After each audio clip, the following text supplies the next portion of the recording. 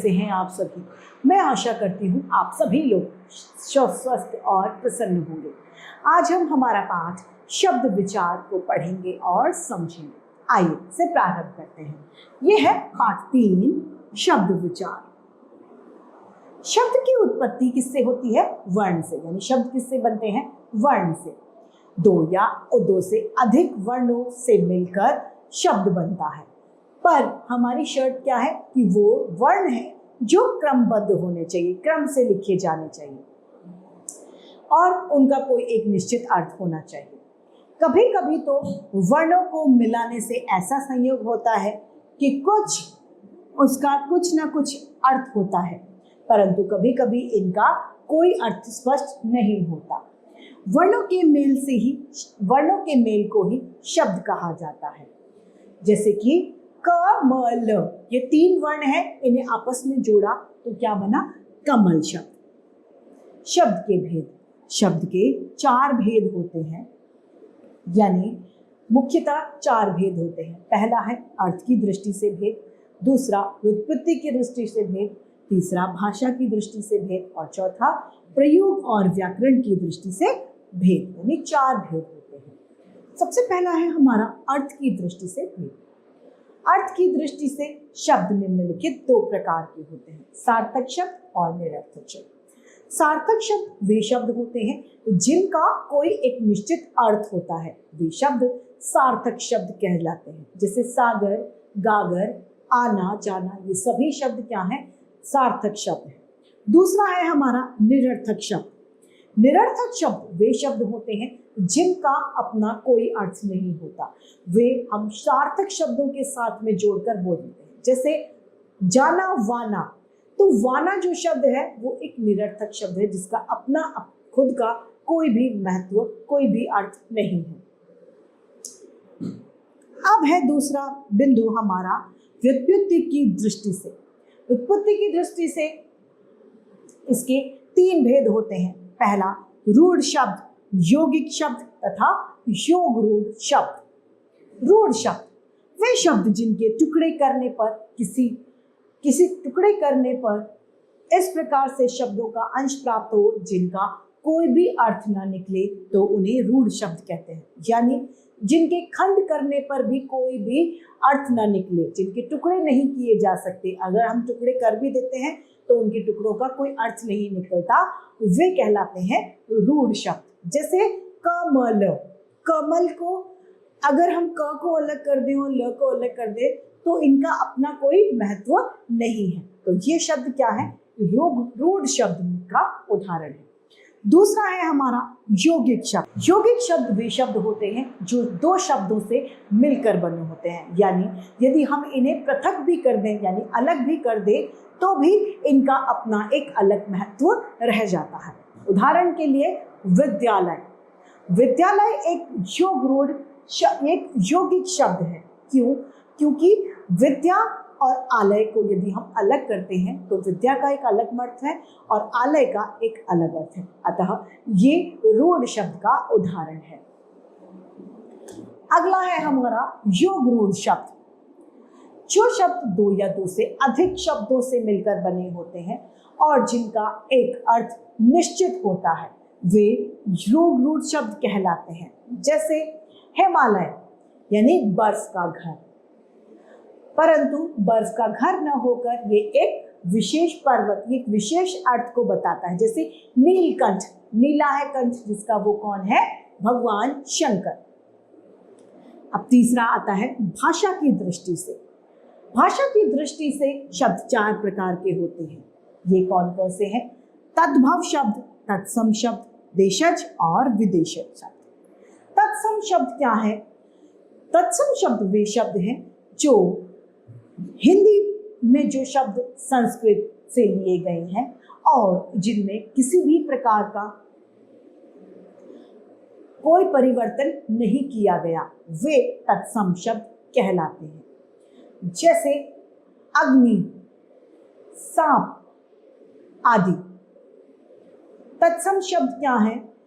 इन संस्कृत के शब्दों को जो अपने मूल रूप से हिंदी में भी प्रयोग किए जाते हैं, ये क्या है, हमने संस्कृत से हूबहू ले लिए, इनमें किसी भी तरीके का हमने कोई भी परिवर्तन नहीं किया। जैसे घृत, ग्रह, वायु, अग्नि, कर्ण, मयूर, ये सभी क्या है, तत्सम शब्द हैं जो संस्कृत से हूबहू हमने अपना लिए।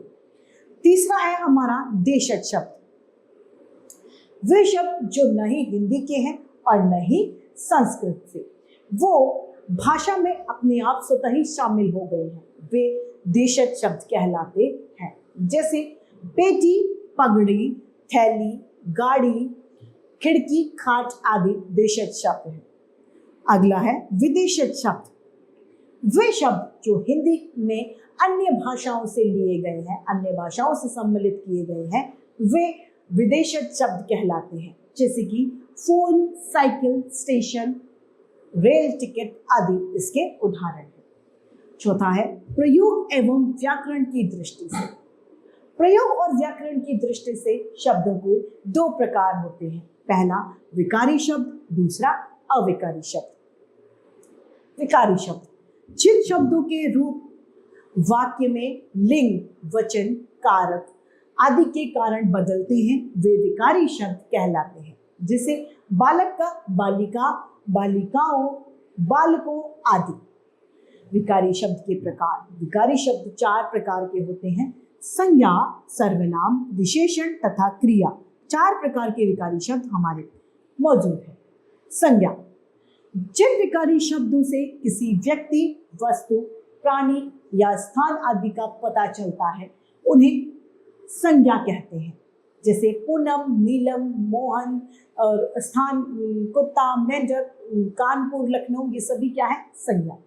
सर्वनाम जो विकारी शब्द किसी वाक्य में संज्ञा की जगह प्रयोग किए जाते हैं, वे सर्वनाम कहलाते हैं। जैसे मैं, तुम, आप, वह, ये सब। विशेषण जिन विकारी शब्दों से संज्ञा या सर्वनाम की विशेषताओं का पता चलता है, उन्हें विशेषण कहते हैं। जैसे काला कुत्ता, सफेद बकरी, अंधेरी रात आदि। क्रिया यानी वर्ब जिन विकारी शब्दों से किसी कार्य के करने या होने का पता चलता है, वे क्रिया कहलाते हैं। जैसे दीपांशु रो रहा है, वो सो रही थी इत्यादि।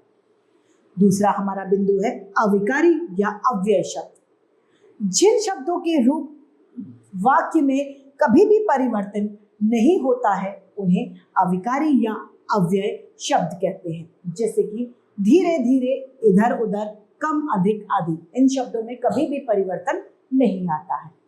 अब है अविकारी या अव्यय शब्दों के प्रकार। पहला क्रिया विशेषण। जिन अविकारी शब्दों से क्रिया की विशेषता प्रकट होती है, उन्हें क्रिया विशेषण कहते हैं। जैसे आकाश धीरे धीरे घूमता है, सागर वहां जाता है, स्वाति जोर से रो रही है आदि। ये सभी इसके उदाहरण हैं। दूसरा है हमारा संबंध बोधक। जो अविकारी शब्द किसी संज्ञा के बाद आकर उस संज्ञा का संबंध वाक्य के दूसरे शब्दों से बताते हैं, उन्हें संबंध बोधक कहते हैं। जैसे कि धन के बिना किसी का काम नहीं चलता। तीसरा है हमारा समुच्चय बोधक। वह अविकारी शब्द जो एक वाक्य या पद का संबंध दूसरे वाक्य या पद से बताते हैं, उसे समुच्चय बोधक कहते हैं। जैसे आंधी आई और पानी बरसा, यानी एक वाक्य दूसरे पद पर निर्भर रहता है। चौथा है विस्मय बोधक। जिन विकारी शब्दों से हर्ष, शोक, घृणा, नफरत आदि का बोध होता है या भाव पता चलता है, उन्हें विस्मय बोधक कहते हैं। जैसे वाह, शाबाश, छी, हट आदि सभी क्या है, विस्मय बोधक शब्द। पाठ समाप्त होता है। आइए इस पाठ के अभ्यास कार्य को देखते हैं। सही विकल्प पर हमें सही का चिन्ह लगाना है। दो या दो से अधिक वर्णों के सार्थक मेल को कहते हैं वाक्य, पद, शब्द या अर्थ शब्द। ख जिन शब्दों का कोई अर्थ नहीं निकलता, उन्हें कहते हैं सार्थक, निरर्थक, विलोम या तत्सम, वे निरर्थक शब्द कहते हैं।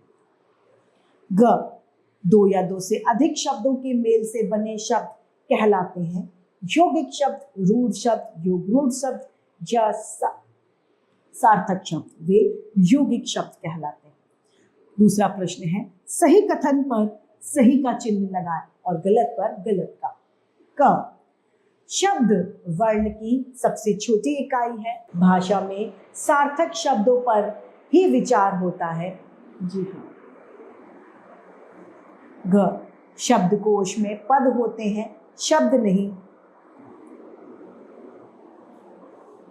घ, अनेक शब्दों के मेल से अक्षर बनते हैं। तीसरा, रिक्त स्थानों में निम्नलिखित शब्दों के तद्भव रूप लिखिए। कुंभकार,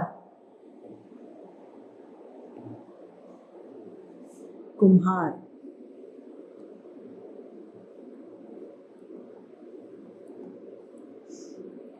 काक का कौआ, नासिका का नाक, अक्षिका, स्वर्णकार का सुनार, दुग्ध का दूध। चौथा, निम्नलिखित प्रश्नों के उत्तर दीजिए। क, शब्द और पद में क्या अंतर है? शब्द भाषा में वर्णों से जोड़कर शब्द बनाए जाते हैं। शब्द की परिभाषा लिखिए। वर्णों के क्रमबद्ध समूह को शब्द कहा जाता है। योगरूढ़ शब्द किसे कहते हैं? जो शब्द दो या दो से अधिक शब्दों से मिलकर बने होते हैं, जिनका अर्थ निश्चित होता है और एक विशेष अर्थ प्रकट करते हैं, वे योगरूढ़ शब्द कहलाते हैं। जैसे नीला है कंठ जिसका, वो है भगवान शंकर। तो इसी तरीके से हमारा ये पाठ समाप्त होता है। मैं आशा करती हूँ सभी को यह पाठ भली भांति रूप से समझ में आया होगा। आज के लिए इतना ही, फिर मिलते हैं। धन्यवाद।